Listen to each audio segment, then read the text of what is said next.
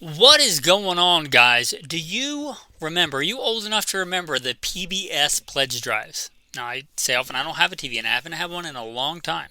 No desire to get one. But you have a house now. Yeah. And it's sans TV. And I hope it stays that way. I think we could use a little bit less time in front of the screen. But if you're old enough, you grew up like me, like without cable, there was like 3 or 4 channels. And there was PBS, Public Broadcasting. And it had a lot of shows that I really liked back in the day. But they would often do these pledge drives. Like, join PBS. You get a free tote bag or pencil or something. I'm not giving you a tote bag or a pencil. But this episode is hopefully to get you on Patreon. Because you get a lot of cool content that's only on Patreon. Now, I am going to plug in some episodes that I've recorded that generally just go out on Patreon. But I'm going to put a few in and put them on the regular podcast.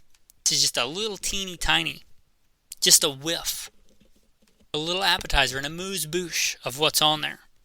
Consider this like when you go to Costco, and I don't have a Costco card, but I've been there before. Understand the cultural reference. When you go in there and there's the little ladies handing out like these little things with a toothpick, and you get to try them. So maybe you're like, ooh, I like that. I'm going to get that. Maybe your little ear balls, your little ear holes will hear some of this content and be like, wow, it's probably worth $5 a month. It's just some of the stuff on Patreon. I throw in some short episodes that I record. Hopefully you like. It's a little bit laid back format. A little bit just chatting like I would chat with friends because I consider the patrons part of the tribe. An inner circle, if you will. I'm going to put in some TSPC segments from The Survival Podcast. I'm blessed to be a contributor on The Survival Podcast, one of the OG podcasts with people like Ron Paul and Doc Amy and Nurse Bones and all kinds of cool people. I'm blessed to be a part of that podcast. This is one of the old podcasts that got me listening to podcasts. And a lot of times I'll compile a bunch of those segments and put them out on Patreon as a big episode, kind of like a tips and tricks episode. So I'm going to throw some of those in there. You can check out Patreon for free as a free member. And a bunch of that stuff is going to be for paid members, but there's a bunch of stuff on there for free members. So go check out Patreon. There should be a link in the show notes. All right, that's enough of this portion of the pledge drive. Let me throw in some content for you. Let me sprinkle some on you. I thought I would talk about affordable Western hunting. 2 main reasons. Well, 3. 1, you guys didn't give me any questions this week, so send your questions in.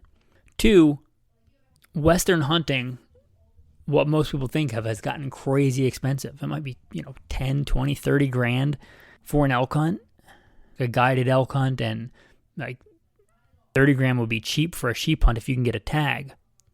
Or you might have to put in for years and years and hundreds of dollars to get a lottery to draw an elk tag. I don't live out here. I'm blessed to live somewhere where I can go and get an over-the-counter elk tag for $40 or whatever they cost now, $40, $50. I do that on purpose. I've to other areas to live in what I would call the Wild West a lot for that reason. And more for the next reason I'm going to tell you about. Public land. You are part owner of millions and millions of acres of beautiful public land in the West. You don't really have that in the East. I grew up on the East Coast, grew up in the South, hunting and fishing there, and I know what a challenge it can be for as property and land to hunt on. You are part owner of millions and millions of acres of public land. As much right to be there as I do. It's your land. That is awesome. And it would be a shame if you're an outdoorsman, a hunter, to not get in on that. But again, if you're trying to do an elk hunt or a sheep hunt, that may be really expensive. And if you have the money, hats off to you. I'm here to talk about affordable Western DIY hunts that you can do. All right, the first one. This one is not for you if you are prone to gambling or wasting money. This is not the one for you, but it's an affordable flight from a lot of places. Fly into Vegas. Vegas is a big city. It's got a cheap airport, and they got a lot of cheap flights going in and out of there. A lot of good rental car companies out of there. Vegas is kind of unique, though, as opposed to big cities back east. You can fly into there, and you can be out in vast wilderness. Be out somewhere where you can hunt in 15 minutes. You can be out in vast wilderness in an hour. Now, getting a deer tag in Nevada is pretty hard. But unless they've changed it in the last year or two, quite a bit of hunting and operating out of Vegas myself, you can hunt coyote if that's how you say it, but coyote and jackrabbit even without a license. They're not game species. Talk about having a lot of fun. Rent yourself an SUV with 4-wheel drive. You want a different landscape, you want public land. Something like 90-something% of Nevada is federally owned land. Now, a lot of that's like test sites and military bases, but the vast majority of it is huntable land. So you can be out and hunting pretty quickly. Nevada is a huge state with a ton of public land. And you want the cheap DIY, and you want a totally different landscape, totally different sunsets, totally different flora and fauna. Get out in the Mojave Desert or the Great Basin Desert. Jackrabbits, coyote. Anything from a 22 Magnum. 22 long rifle would work for the jackrabbit, but 22 Magnum, 22 Hornet, 223 is your easy, safe bet. Make sure you bring water, make sure you bring a compass. But that's an affordable, easily attainable hunt. You don't even need tags. And again, unless you check your local game laws or the game laws where you're going. They may have changed it or something, but you don't even need tags. You can just go out and do it. Little bonus on that one, if you want to forage yucca fruit and it's out where you're at, it's going to be something totally different you probably haven't done before unless you're from there. Also, juniper berries, if you're into making like the tea out of them, they store really well. You could bring a bunch home. That's an affordable, attainable hunt for most people, I think, if you wanted to do it. The next one is going to be Idaho, Montana, less so Wyoming, but Idaho, Montana for wolf and grouse. This is an area that I live in, the greater Yellowstone ecosystem area. There's a ton of public land. And again, elk tags can be hard to get and quite expensive for a non-resident. But wolf tags, generally over the counter, and they're not expensive at all. The seasons, I think, are like 365 days. Is it easy to hunt wolves? No, it's not. But I've done it. It can be done. And there's a lot of them. Their population has exploded since they got reintroduced in Yellowstone. There's nothing wrong with having wolves in Yellowstone Park. But outside the park, even resident hunters are going to be happy, I think, that you're there, as long as you don't mess up their deer hunt. And I would say don't even go during elk season or whatever. But there's a ton of wolves. If you want something totally different, beautiful country, talk about millions of acres, public land, the Frank Church, River of No Return Wilderness, the Sawtooth Wilderness, the Bitterroot, just amazing. Obviously, a cool thing to do there if you're in the area and you want to take a day trip, go to Yellowstone. If you've never seen Yellowstone, you should see Yellowstone. I recommend going to the north or the west entrance, not the main entrance, to avoid all the tourists. But if you like the touristy stuff, do that too. Also, another cool side thing you can do, it's often, as long as you're in season, legal to hunt grouse. Grouse are a fun thing to hunt. You may not see a wolf, but you'll get to see some really cool country. You probably will see a couple of grouse. Make sure it's the right kind of grouse and that you can hunt it. Do a little bit of studying before you get out there. But like a lot of places with grouse, you can hunt them a lot of times with a rifle. So whatever your rifle out there, doing your wolf hunting with, 243, 308, 30-06, whatever it is. You take a couple of grouse. Grouse are good eating. Instead of waiting 10 years till you draw your elk tag, come out and have an awesome, beautiful trip in the wilderness. Probably shoot some grouse, maybe get a wolf. Also, I'm going to throw in real quickly, if you want to get a deer, look at whitetail. And you might think, I can hunt whitetail here, and you can, but not in the same kind of country you can hunt them in Idaho, Wyoming, Montana. Totally different country, totally different experience. Animals act totally different. You're going to hunt them totally different. Make sure you have good boots, make sure you have good pants. But a lot of times it's easier to get a whitetail tag than a mule deer tag because they're moving into a lot of areas where they're not native to. They're not really regulated the same. So you might look into that if you really do want to do a meat hunt. Okay, one more. I know I'm going long. I'm going to go quickly. Oregon coast black bear. If you've never been to the Oregon coast, you'd be amazed at how sparsely populated it is. Get outside of Portland and Salem, the Oregon coast is very, very sparsely populated. Tons of open public land that's beautiful.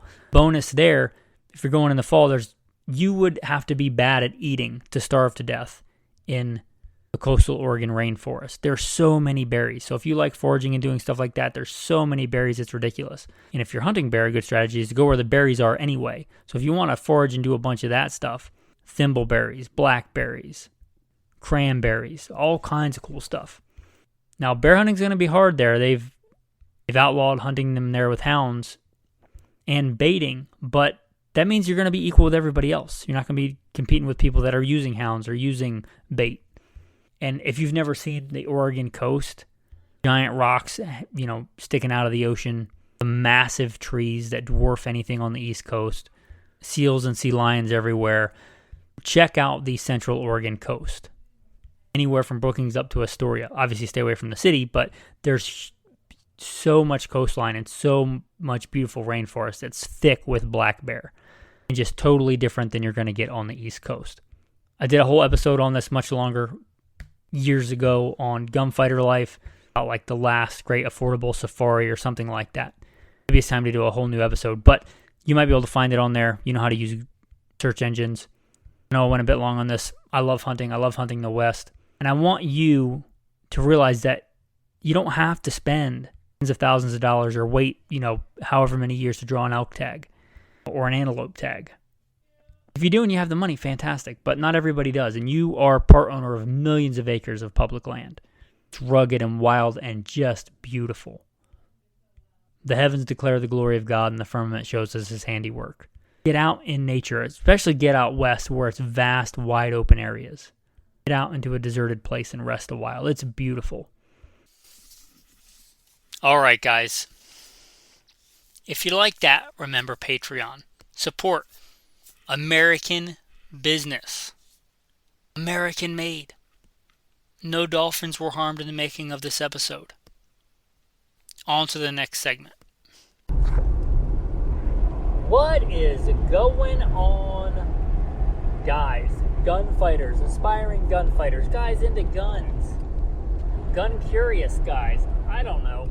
I'm just having a good time. This is been blessed to have a full day of hiking, a full day competition shooting, some time in the Word and the Word of God. Just a fantastic day. A hot day. It was between 97 and 102, depending on who I asked, the shooting competition or what I looked up. But hot day, hot hiking, but a beautiful, great day. I would take 102 over 40 degrees any day. I like the heat.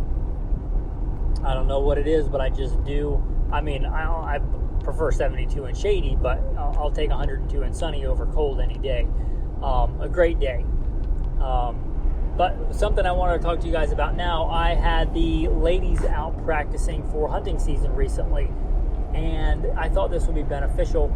I had my wife out. She's been hunting before, was blessed to guide her on her first sheep hunt a few years ago, and then we started moving around. She didn't hunt last year, didn't hunt when we were mobile, but because it didn't make a lot of sense. We barely had room for a deer and an elk, because we have a little tiny mini fridge, so I pretty much had to biltong and jerky, and, a ton of meat. So it just didn't make sense to get more meat than we needed or than we could store. But this year, we have a house, and we have a cave behind the house with plenty of room to dry age stuff. Actually, I have a whole other shed that I barely go into that I can hang stuff and dry age it in, and then we can get a deep freezer. So that's a blessing. So this year, hopefully she'll go hunting. And the girl that I had been taking shooting a year ago that taught her how to shoot, she wants to go hunting. So I thought, great, I'll get these girls out here and have them shoot. I had the young girl come out and shoot first. I had her shoot an AR just to get her used to something bigger than a 22. And she didn't like it. She was very trepidatious. She was afraid of it. And she even said, it doesn't hurt. It's not the kick. She was worried about the kick. I told her it's not gonna hurt. I would not give you a rifle that would hurt you. I'm not gonna give her a single shot 12 gauge and then laugh at her when it bruises her shoulder. It's not. You should not do that. I don't do that. I told her it's not going to hurt. She just didn't like the noise and the concussion. Keep in mind, I had her double plugged. I had her inner ears and outer ears. She just didn't like the concussion, didn't like the noise. I also had her shoot a 243. I think she shot it one time and did not like it. And again, she said it didn't hurt. She just did not like the concussion and the recoil, didn't like the noise. and she didn't like it so much that she didn't want to continue. She shot a couple of shots of each, and I don't know where to go from here. She said she would try again later, but then never approached me about doing it. And I told her, I was like, I'm not going to take you shooting unless you can handle an ethical gun to kill deer. So either I won't take her hunting this year, or I'll have to, maybe she'll be willing to try again. I'm leery of looking for a hardware solution to a software problem. Neither one of those guns, the Youth Model 243 that I've killed a bunch of stuff with, that my wife's hunted with, it doesn't have a lot of recoil. That's not the issue. The issue is the noise. Now, somebody pointed out I could put a suppressor on there, but one of the things she struggled with and my wife struggled with is the weight. Like, they don't like heavy guns, and putting a giant metal, giant cylinder of metal on the end of the gun that's already heavy, that's front heavy, that's not good. That's not going to be good for anybody. Yeah, they might like shooting it, but if they can't hold it up shooting standing and hit what they're aiming at, the majority of hunting, stalking, and still hunting is shooting from the standing. So that's not advantageous. I'm leery about doing that. Maybe I would like go down the 300 blackout route and put a suppressor on it. Because if I put a suppressor on a regular rifle like a 243, it's still going to be loud. It's still not hearing safe. So it's going to go from really loud to very loud. Is that worth it to spend, however $800 on a suppressor and the tax stamp? And is that worth it to shoot a deer? Not to me, especially when it's not. I don't know. I'm leery about doing that. So it would make more sense with a 300 blackout. I could do that, right? I could get a cheap 300 blackout suppressor. I could honestly make a suppressor in about 20 minutes, but that would be illegal. So I could buy a suppressor and get a tax stamp, get a 300 blackout upper, get her within, max point blank range of a 220 grain 300 blackout. But here's the thing, if I'm shooting 30 cal 220 grain, since I'm getting back into reloading, I may mess around with I think this makes more sense, just take one of my 308s, a light and handy 308, and just load it to subsonic, right? And in a longer barrel, it's going to be quieter anyway. So I don't know what the difference decibel would be to shooting like a 16-inch barrel with a suppressor and a subsonic 308 versus just a longer barreled 308, right? So I don't really know. The other thing is I could put a blast can on it, which is going to make it quieter for the shooter, which is all I really care about. And I don't have to go through the whole tax stamp thing. It's still going to be quieter, just like a suppressor on a supersonic rifle. Not as great for subsonics, but putting it on a supersonic rifle, I just put a blast can on it and it's quieter for the shooter. I could try that. Just talking through some hardware solutions. I'd rather her just get over it. Maybe I'll just have her sit next to me and spot for me, when I'm shooting some 308. Or when I'm shooting an AR, just to have her get used to it, right? My dogs are used to it. I don't bother my dogs at all. And they don't even have hearing pro. So I guess they have floppy ears, that's their hearing pro. But actually the little one didn't like the super loud guns. The little dog went and ran under the bed, but Ham's used to it. Oh, Alexander Hamilton, he likes the shooting days. He likes being out with me. He just likes being wherever I am, in the house, hiking, rucking, on the range, shooting. He just loves being where I am. He's a great dog. Oh, and a pup date.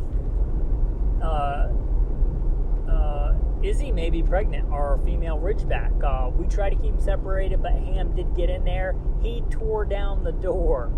And he's a really good dog. He generally won't even come in the door if he knows he's not supposed to. But when she was in heat, we separated him, shut the door, went out to do something. He clawed / pawed / chewed his way through a door to get to her when she was in heat, and he mated her.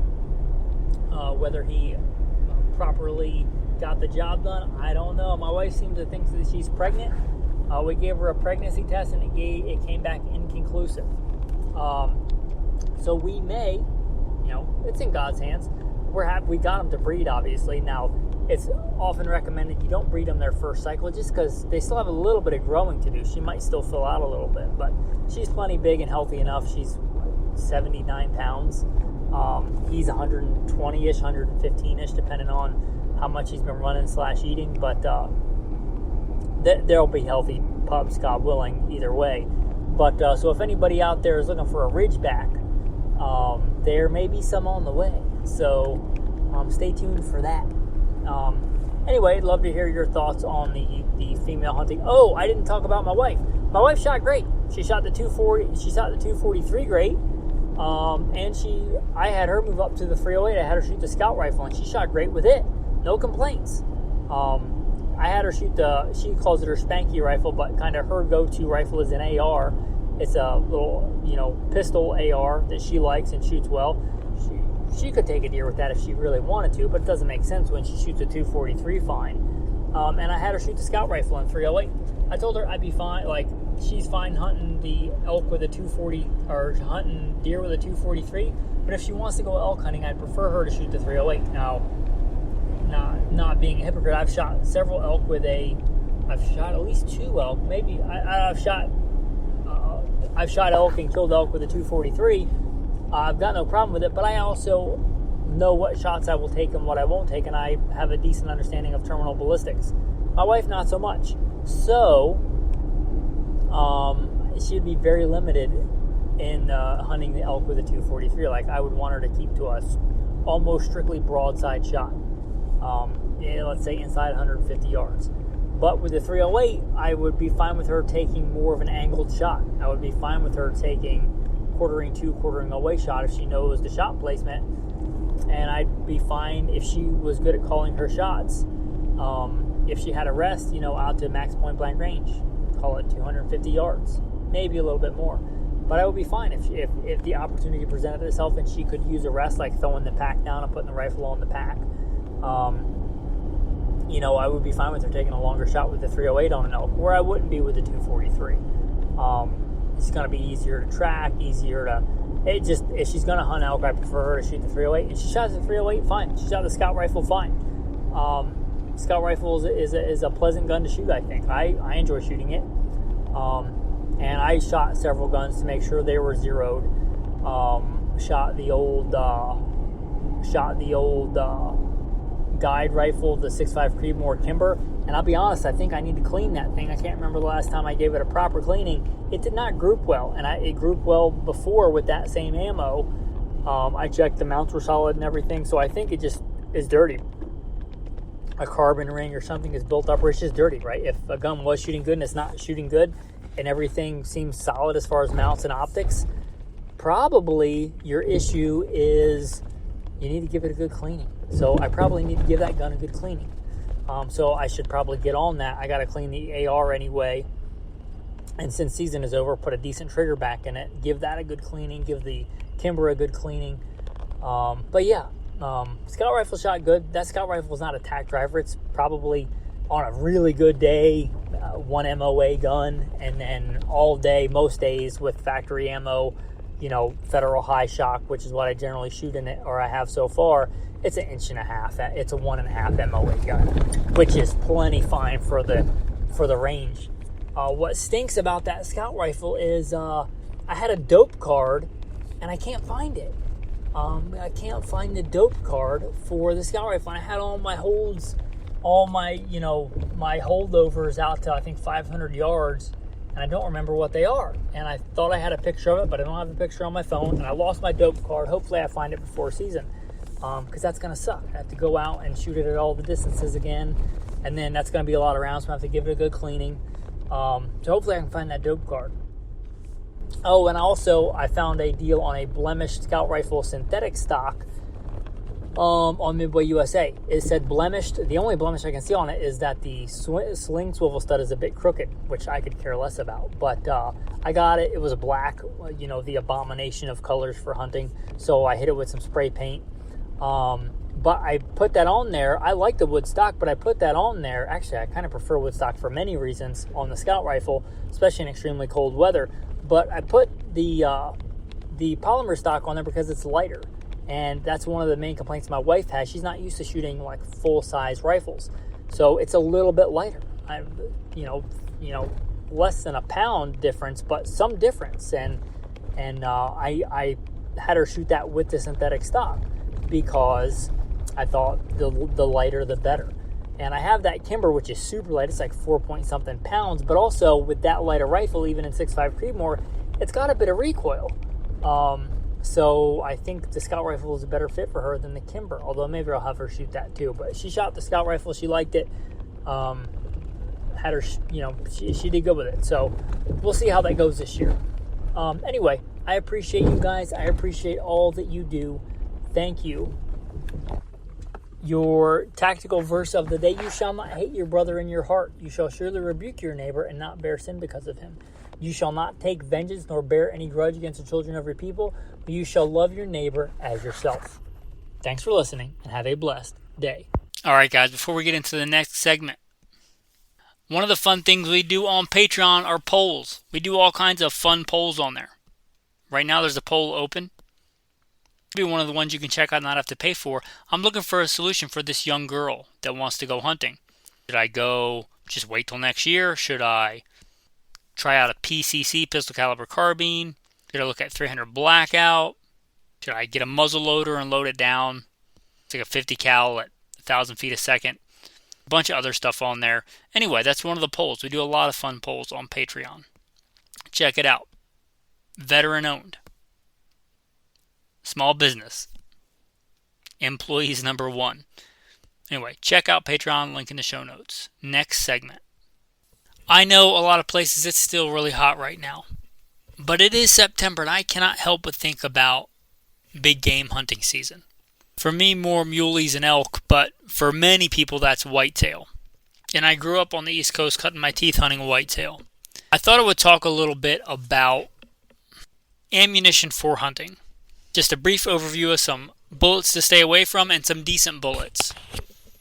This is a short segment, so I know this is a deep topic, but hopefully there are people getting into deer hunting every year because sadly there are people getting out of deer hunting every year for one reason or another. It's a beautiful tradition, putting meat on the table to provide for yourself and your family, get out in nature. I'd like to see that continue. And those of us that are seasoned have to remember we didn't pop out of our mama's womb knowing about bullets and ballistics and bonded bullets and this thing and that thing. So with that, let's get into it. A couple of don'ts. Don't hunt with full metal jackets. That's not a shall in an actual survival situation or anything else, but in general, don't hunt with full metal jackets. Also, not everything that says hollow point was meant for expansion and terminal performance, meaning performance inside the animal. If you're coming from the more tactical side or the self-defense side, you may think hollow points, that's great. And it depends. Hollow points that are designed for a rifle or a balance of penetration and expansion, yeah, for sure, rock on. But not all hollow points were made for that. Some are just hollow points in name only. Technically, they have a hollow point, like the cheap Russian surplus Tula Wolf 7.62 by 39 would be a good example. Yeah, it's a hollow point, but it's not meant for that. It's not designed for that. Consider it basically a full metal jacket. It may come apart and do some extra damage, but I would not count on it. Also, if you're shooting a caliber that is often used for competition, a lot of that will be labeled hollow point match. Now, to be fair, some people do use this for hunting, but unless you really know what you're doing, I would stay away from it. It's a hollow point because that's just the way they draw out the bullet to be made very accurate. With a simple cup and core design, meaning a jacket and a lead core. If it's just a match bullet, keep it for match purposes. And I love rifle competitions. Just shot one this week. But that's what that ammo is for. It's what it was designed for. And I'm not saying it won't kill a deer, but I'm saying it's not what it was designed for. So just because it's a hollow point doesn't make it a good choice. Now, let's talk about what I'm going to call traditional standby, good performance ammo, and some good go-tos for full-powered rifle cartridges. I mean, more powerful than intermediate, like more powerful than 5.56, 223, 7.62 by 39, like a full-powered rifle, and I'm counting that 243 and up. And I can't recommend one certain kind because I don't know what your rifle's going to like. Let your rifle talk to you. There's a lot that goes into the symphony that plays together that is the accuracy of your rifle. Part of that is the ammo. If you're shooting store-bought ammo, you're going to may not like whatever ammo you pick for whatever reason. But a good place to start, I don't know how old this ammo is, but decades and decades, likely if you come from a hunting family, your father or grandfather hunted with it. Remington core locks. And you're hunting with 243, 270, 308, Alt-6. It's a good place to start. Is it the latest and greatest? No, but it is proven. It's not prohibitively expensive. You may look at that. If it's for deer and you're using any full-size, full-powered rifle cartridge, it's going to be fine. It's going to be fine if you put the bullet in the right place. Remington core lock, the deadliest mushroom in the woods. One that I like and finds works well through a plethora of firearms that I have in different calibers is Federal High Shock. Federal High Shock's been around a long time. Long as I can remember. I like Federal ammo, I like their primers, I like generally their accuracy. Again, it depends on your rifle, but it's a simple cup and core bullet. They're very affordable, very available, and a ton of common calibers. Federal High Shock is a good bullet. Similar, Winchester, the Winchester PowerPoint. Winchester makes a few. PowerPoint, they make the old school silver tips. They make one of my personal newer favorites. It's a few years old at this point. The XP. It's got a very large nose cone on it that's designed specifically for white-tailed deer. So I've used it on all manner of exotics and different things. It's a great performer. A little bit newer generation, still affordable. That's the Winchester XP. It's a fine bullet. I would call these all kind of affordable, traditional kind of hunting bullets. Now, if you want to go premium, you certainly can go premium. Probably if we go like the classic Remington core lock, the classic premium bullet is a Nosler partition. It's more sophisticated than a traditional cup and core. It has a partition, meaning the front of the bullet is lead and the back of the bullet is lead with a copper jacket, but with a copper separation, a partition in the middle. It's kind of like the original that I know of high performance bullet, and it's still great. They're going to cost you more. If you want to spend more, that's fine. And there are a bunch of these now. The Nosler AccuBond. There's a Swift A-frame. There's a Swift Sirocco. There's a lot of these premium bullets, and they do give better performance. Now, whether you need that or not really depends on you and your situation. If you're hunting white-tailed deer in the East Coast, 308 with a traditional cup and core bullet will be fine if you put the right bullet in the right place.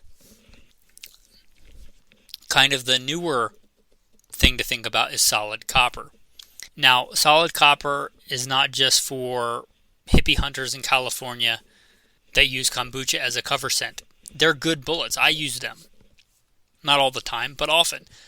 Solid copper, you kind of got to throw all the other things you think you know about bullets because they play by their own rules. You know, they're not going to be comparable as far as sectional density, ballistic coefficient, all that nerdy stuff, which I love. Doesn't really matter with the copper bullets. They play by their own rules, so you got to kind of relearn what you have learned when it comes to copper. But they generally stay together well and penetrate well and punch well above their weight class. Literally, like the weight of a copper bullet will often be quite a bit less than a traditional cup and core of the same size, but it will often outperform that bullet. They are also a bit expensive, and you really have to balance whether you want one of the more high performance bonded type higher technology bullets or a copper bullet. For example, I'm not the biggest fan. I know it can be done, so settle down. I've guided, I've hunted, I know it can be done. Taking deer with a 223. It's not a good choice in my opinion. It's marginal in my opinion. But if I was going to do that, I might look at a higher performance bullet, like a solid copper. That would be, if I was guiding you and you said, absolutely going to take a 223, what do you recommend? I would say really look at a solid copper monolithic bullet. That's just an example. And I see I'm getting about the time limit for a expert counsel question. It's a deep topic. And again, this is for new hunters. Jack has done several shows in the past on ballistics. He's done shows on deer hunting. I'm actually re-listening to one of those very old episodes today. It's what got me thinking about this. If you really want to nerd out about all kinds of weird ballistic stuff, I am the host of Gunfighter Life podcast.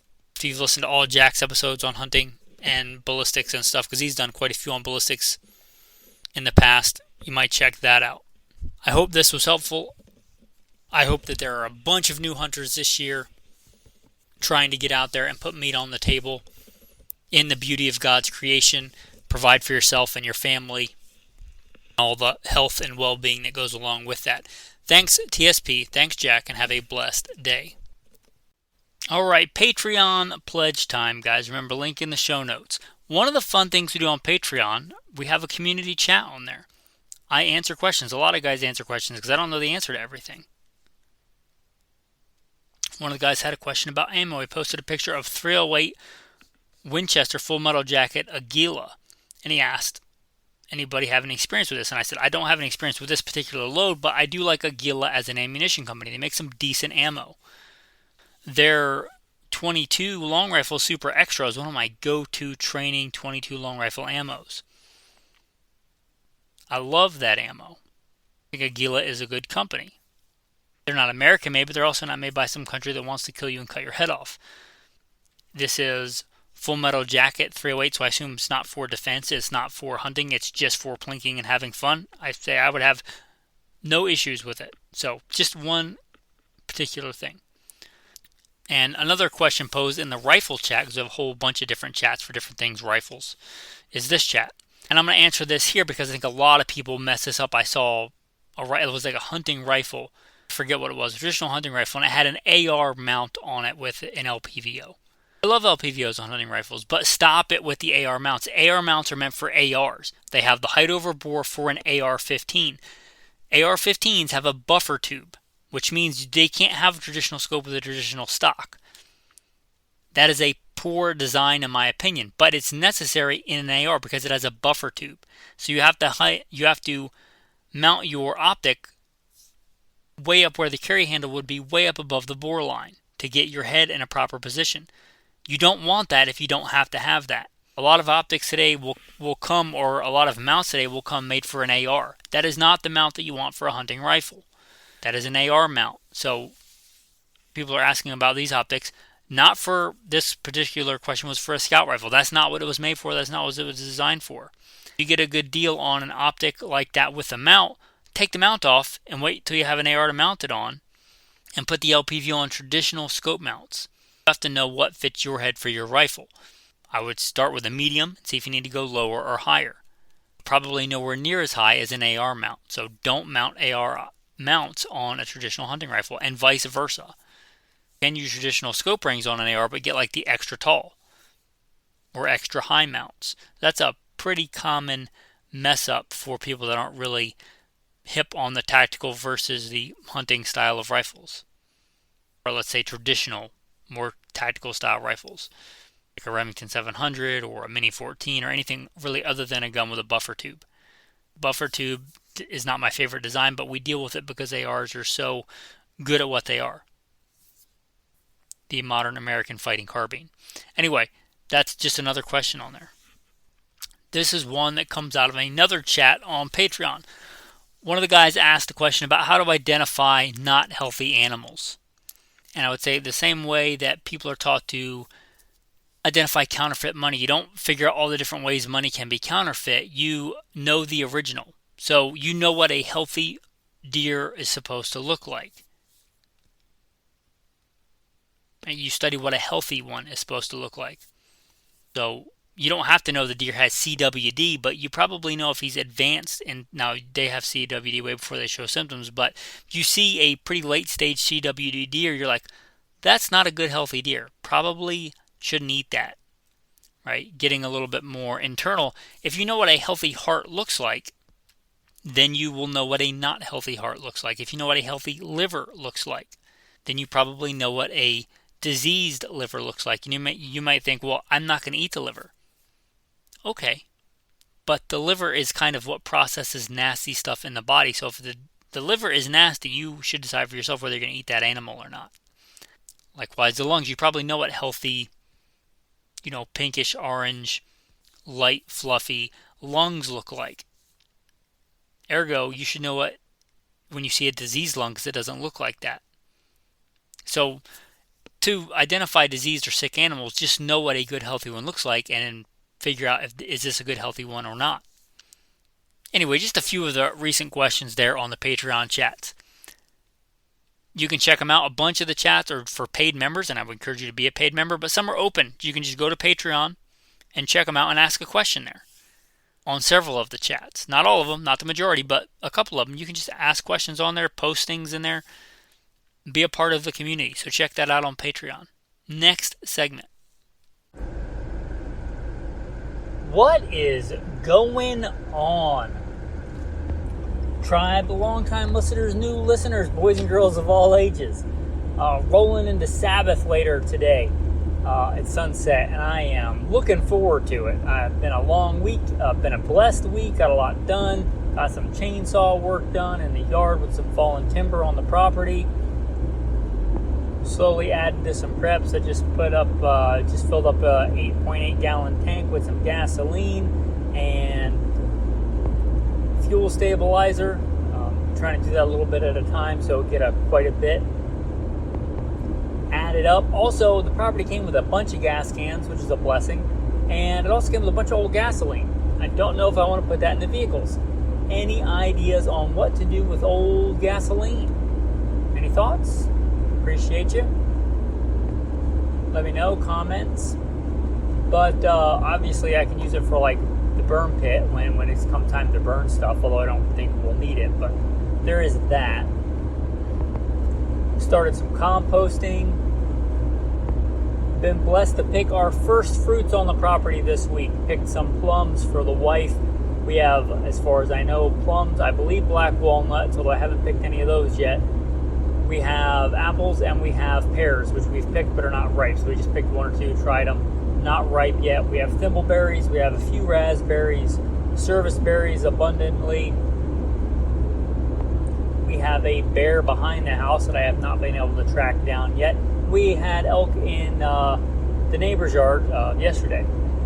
And I've seen a bunch of deer around. So a very blessed property. Very blessed in the mountains. Let's call it the Greater Yellowstone ecosystem.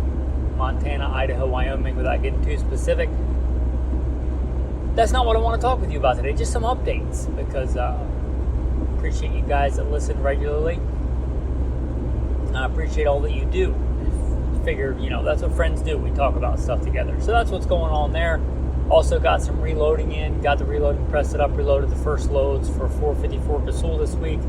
I got my first batch out. Way too hot. So backed it down with some different powder. Looking forward to testing those out, God willing, today before sunset if I get to it. Still have Sabbath meal to prepare.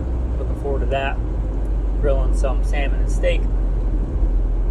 Ate the last of the venison this week. Looking forward to filling the freezer. Coming up soon. Anyway, today, or on this little installment, may become a bigger episode, but hunting for food. Hunting economically for food, not hunting for trophy, not hunting for Instagram. There's nothing wrong with that. If you're pushing yourself to get the biggest deer you've ever shot this year with the widest rack. There's nothing wrong with that. I'm not putting that down. I've hunted and guided, professionally hunted all over, hunted all over the country, from the southeast to Alaska. I have 0 antlers from anything I've ever shot, and I've shot a bunch. That's just me. Maybe I will. My wife, ironically enough, usually it's the opposite with husbands and wives. My wife says she wants racks in the house. She's not much on like store-bought decorations or things like that, but she's like, yeah, you can hang an elk head up or a buffalo head up or something. So maybe that's in the future. Maybe we'll save one this year or next year just for decoration. Start working on a chandelier or something. We have a tiny little cabin, but who knows? We'll see. Where was I? I'm not putting that down if that's what you want to do, but I hunt for meat.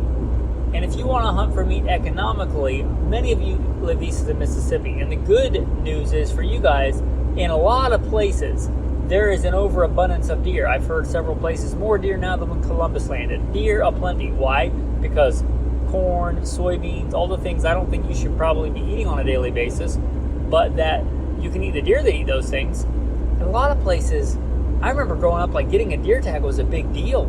I grew up in the southeast. Now deer are so abundant, it's like you don't even have to check them in. You don't even have to. It's like instead of like 1 or 2 tags, it's like a deer a day.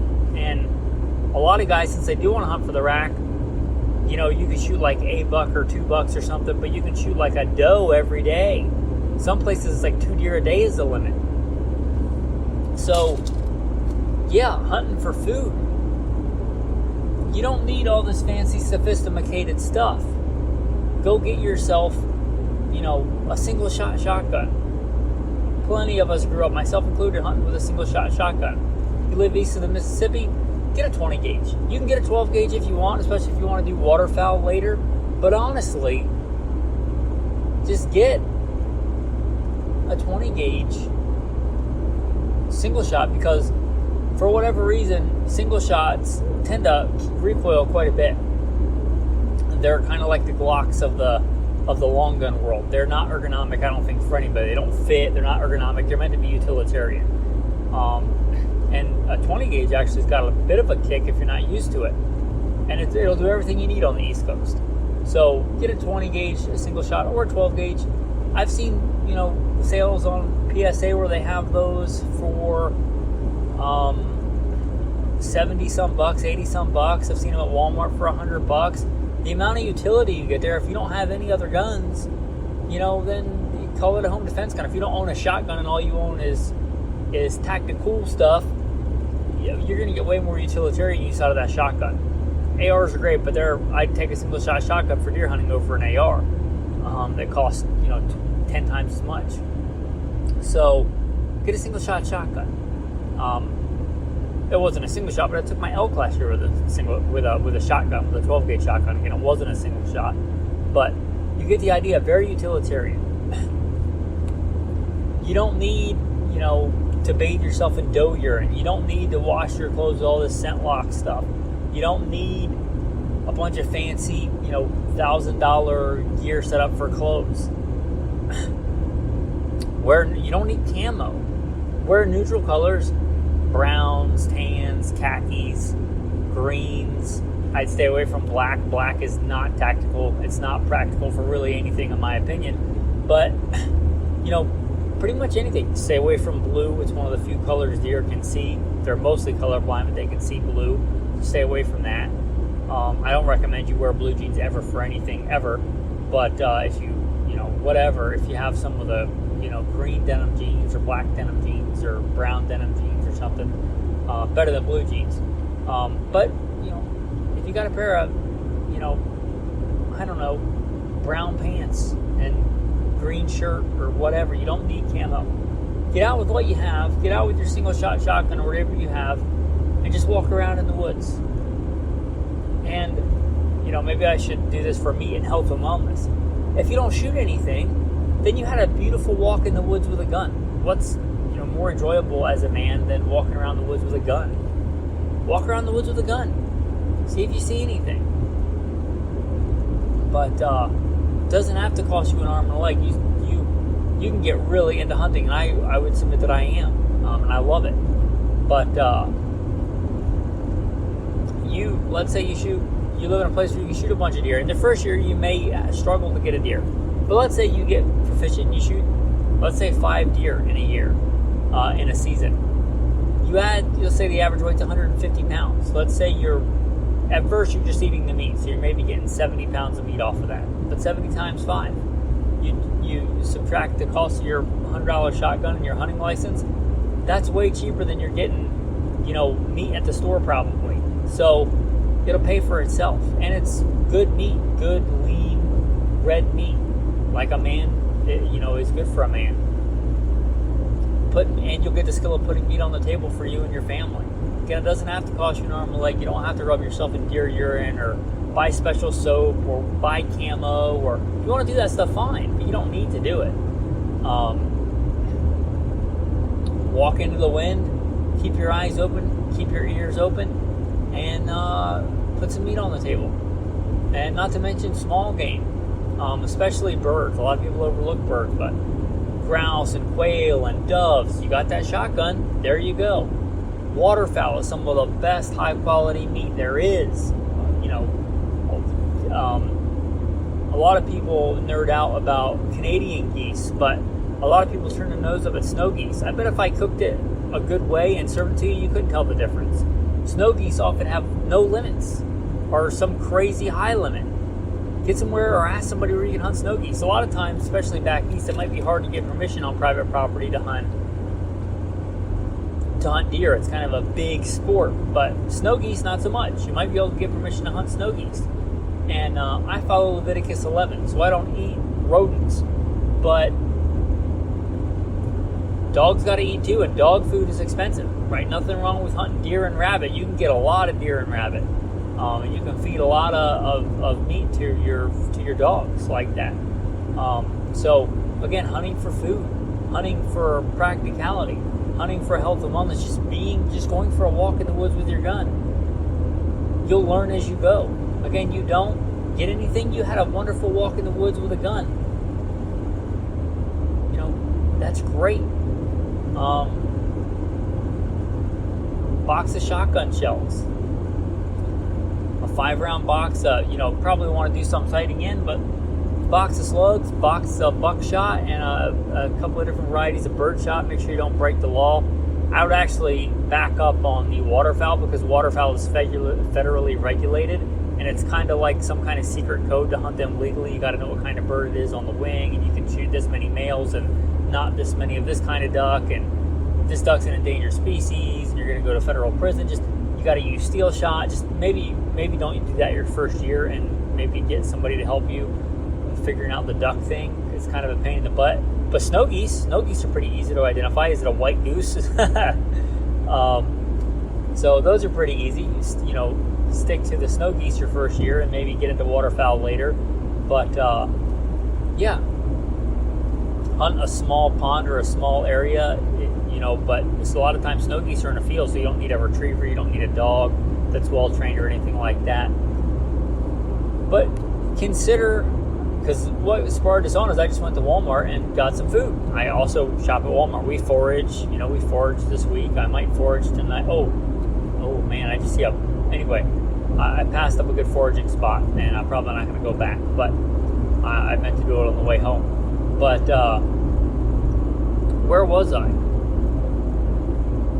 Hunting for food.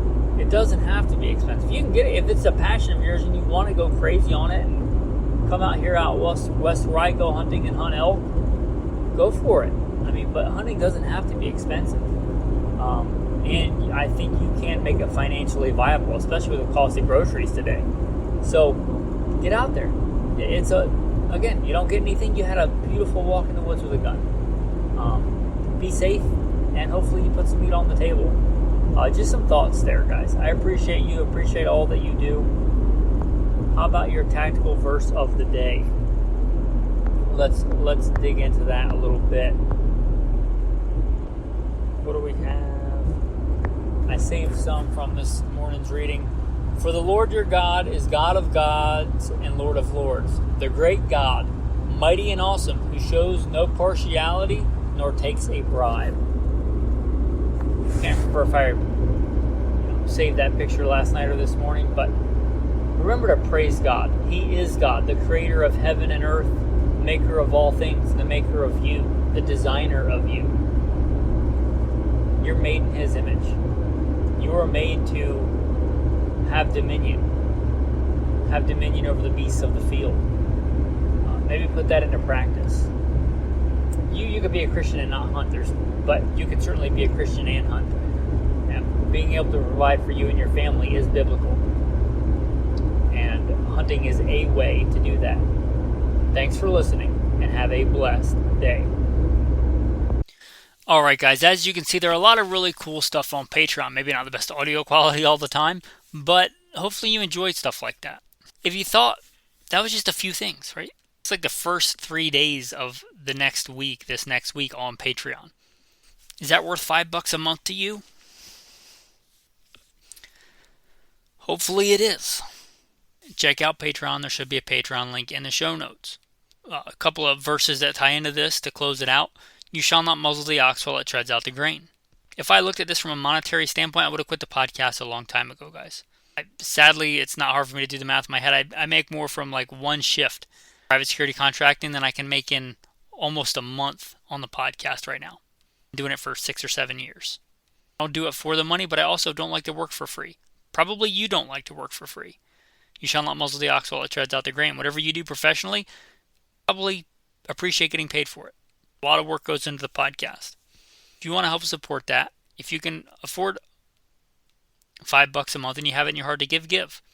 And if not, listen and don't worry about it. If $5 is going to affect your bottom line, if it's going to take food out of your kid's mouth, if it's going to, hinder the ability you to put gas in your tank, by all means, don't become a patron and don't feel guilty about it. But if you do enjoy and you do think that just the Patreon content is worth the $5 a month and you want to support the podcast, please consider becoming a patron. Because whether you do or not, I appreciate you and I appreciate you listening. The last verse I'll close out with, my God supplies all my needs. I appreciate you and have a blessed day.